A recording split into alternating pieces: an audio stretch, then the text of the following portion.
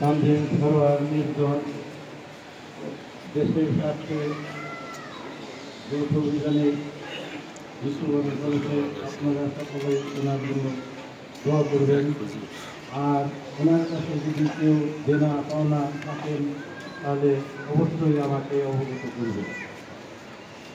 এক ফিল্ড অ্যাম্বুলেন্সের অধিনায়কের তত্ত্বাবধানে দ্রুত চিকিৎসার নিমিত্তে আনুমানিক 0.45 কোটি টাকায় নিকটস্থ হাসপাতালে নিয়ে যাওয়া হয়।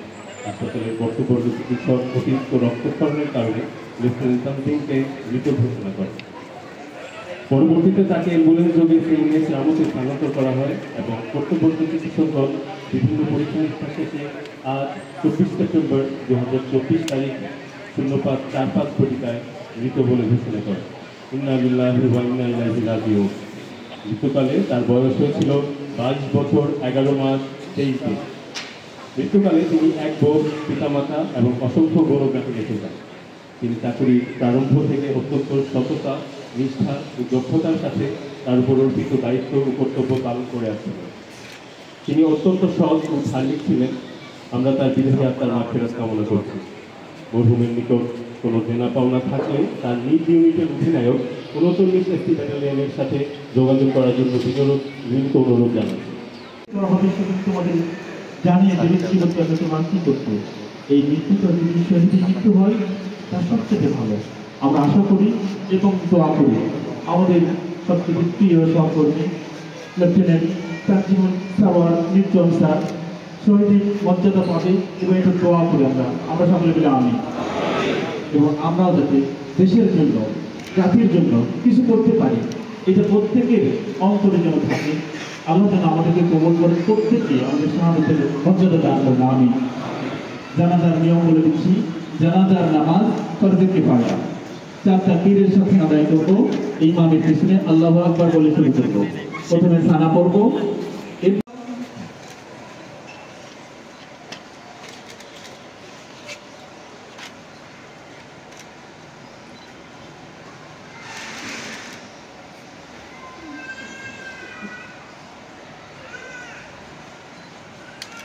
Allahu Akbar.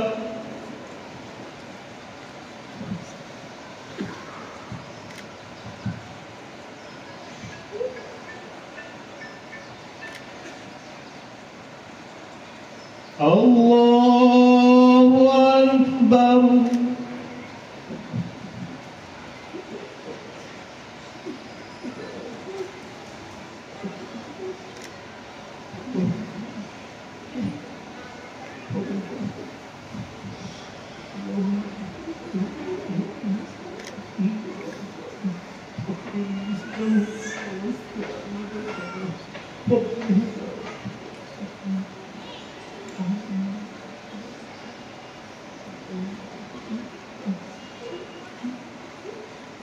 Allahu Akbar.